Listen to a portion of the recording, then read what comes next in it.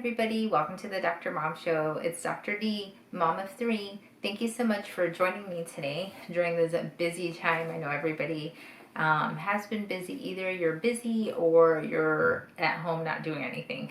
Hopefully, even if you're at home, whether it's working or you've been quarantined, you are making the most of your time, because I want to remind you that tomorrow is April 1st. It's also April Fool's Day, so play a safe prank on somebody you know and love who would understand and who would think it's a joke. But I also want to remind you that a quarter of the year is done. So just take some time to reflect on what you have done in the past 3 months. I know over the past couple of months it has been pretty hectic for everyone in the world. And just reflect on the rest of this year, what you would like to accomplish before the end of the year is here, because as you know, that usually comes pretty quickly.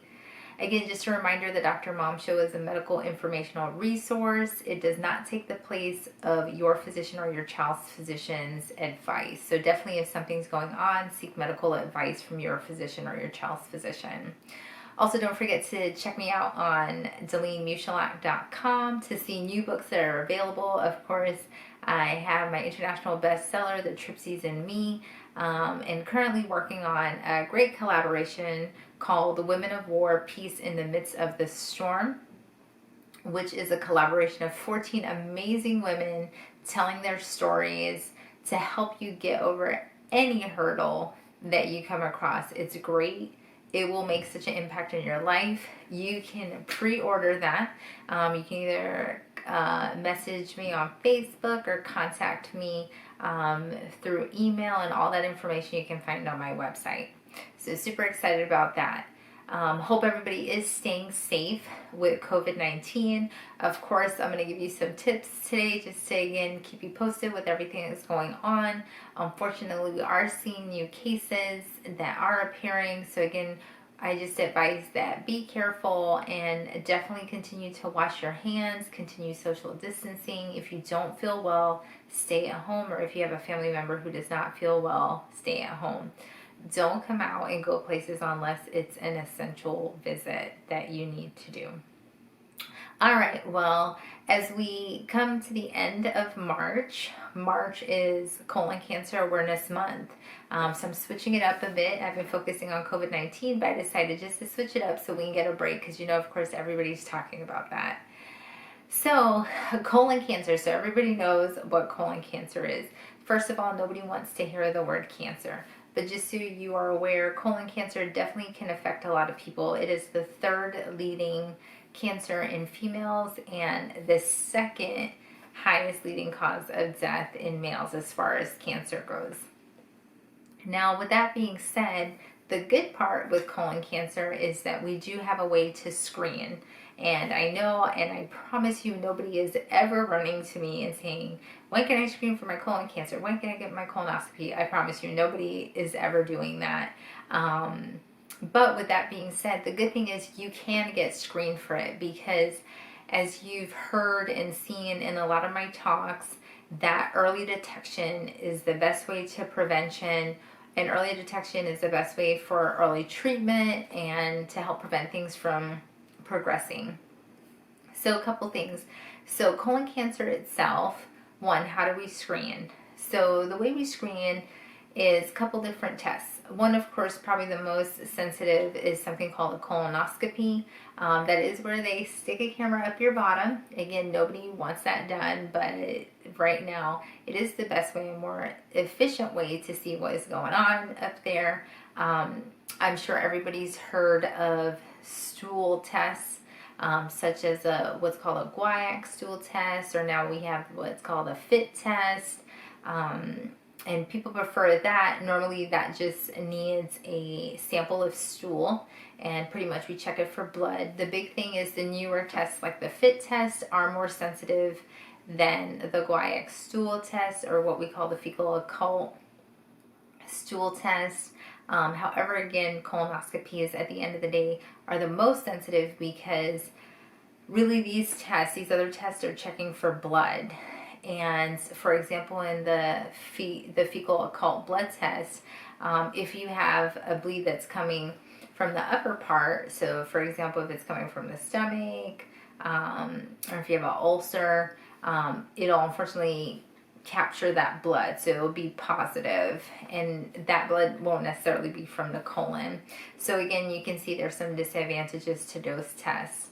With the colonoscopy too, I'm sure you've heard of the word polyp.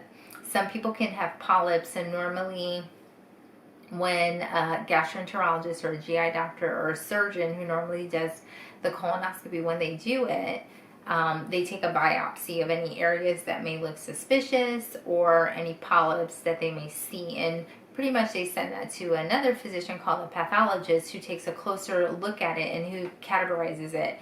There's different types of polyps, such as like adenoma. There's different names. Again, some are pre-malignant, so precancerous, and some of them are benign. Now, as far as polyps and of course family history, this all determines how often you need to be screened for colon cancer. Now, let's say you're a healthy person and you have no family history of colon cancer, and you get a colonoscopy done and everything looks beautiful. It's usually 10 years that you will need your repeat colonoscopy. If you end up doing just a FIT test or the stool test, it's every 3 years you normally need to get that done. Now remember, if you have a positive FIT test, pretty much your physician's going to tell you that you do need a colonoscopy, so I'm going to let you know that. Now, let's say they find a polyp, or you have a family history of colon cancer. That will change how often you are screened, and that could change from anywhere from 2 to 5 years that you need to be screened. So again, this is something that the surgeon or the GI doctor who's working with you for the colonoscopy will definitely let you know when you need to come back to get rescreened, and it's something very important to keep track of and to do. Now, when does the screening start? So again, if you're a healthy individual, normally we start screening at 50. Recently, there has been a group of physicians, I believe I've talked about this before, like we have the U.S. Task Force, we have the American College of Physicians. So we do have different guidelines from different groups of physicians, and one group recently came out with the guideline of starting colonoscopies at 45. That hasn't taken off completely as initial date to start screening. The majority of people are doing it, starting screening. Again, this is for somebody who's healthy with no history, no symptom, no family history, at 50. Of course, please tell your physician if there's any family history, if you're having any symptoms at all, any stomach symptoms like pain, blood in your stools, anything like that, because that will change when you get screened. So for example, if you're healthy, no history, no symptoms, that screening will start at 50. But let's say your dad had colon cancer and he was diagnosed at 55. Normally we start screening family members 10 years prior to that family's diagnosis. So since if dad was diagnosed at 55, you would get your screening at 45 instead. It's whichever comes first. So 45 comes before 50. So if dad was diagnosed at 65, 10 years would be 55. So of course the screening guidelines is 50, so 50 comes first. So I hope that's clear as mud. So those are all things that play a role in when you get screened. Now, normally we screen until about the age of 75. Some people will screen until 85, but normally 75 is when that stops. So what are some things that you can do to help decrease your risk of colon cancer? So exercise and not living a sedentary life. If you haven't heard this before, this is definitely something I talk about all the time. So exercising is great, obviously, for everything. So trying to get your exercise in.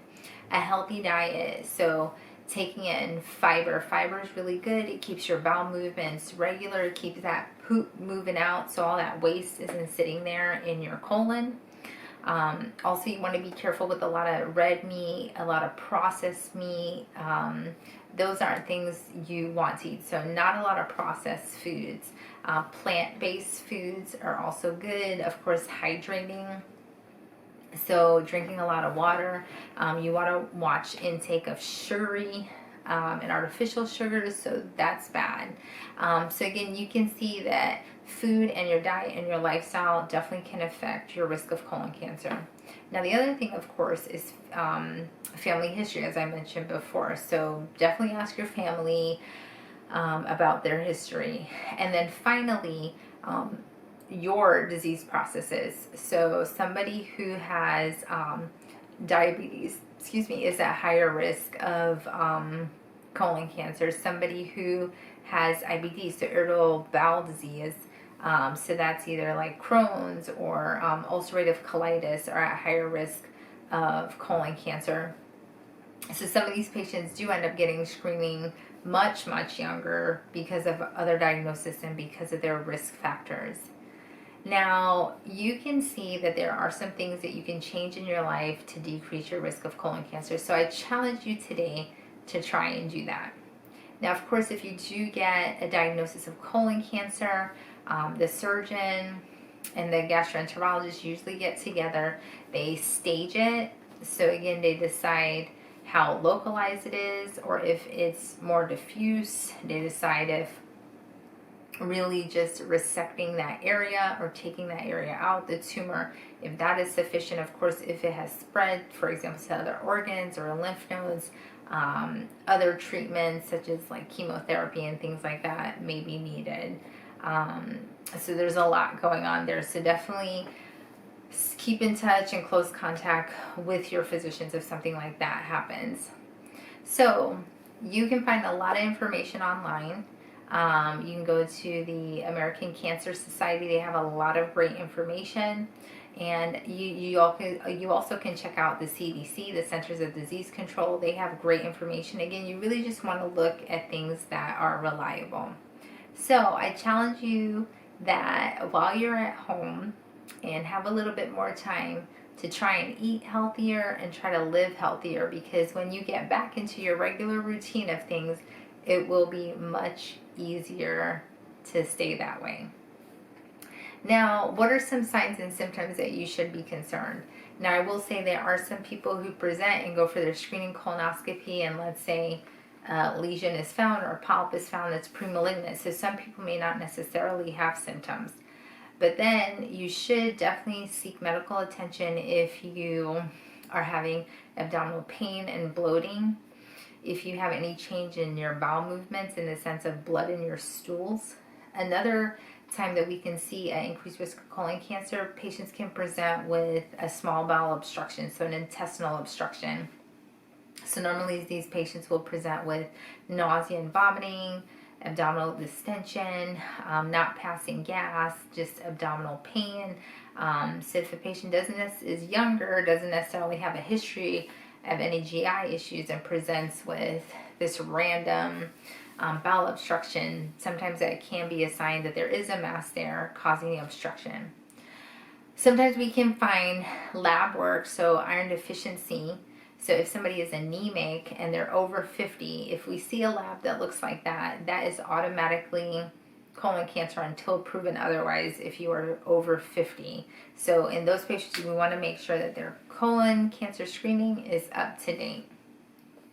So I hope this has helped you and you now have more information and knowledge about colon cancer screening. If you do have a family member who has had colon cancer or who has colon cancer, definitely seek your medical attention to make sure that you're getting appropriate screening. Even if you don't have any family history of colon cancer, make sure that you're being screened appropriately if it is the right time to get screened. Don't forget now that with COVID-19, wash your hands at least 20 seconds, sing your ABCs or happy birthday twice.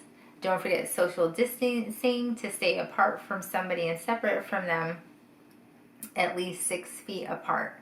And also don't forget that if you are sick or not feeling well, or if a family member isn't feeling well, please, please, please stay at home. Nobody wants anybody to share their germs. So continue to be wise in your decisions during this time. We continue to pray for healing and just restoration of the world. And don't forget to wash your hands, kiss your kids, love your family, and say your prayers good night. Bye-bye.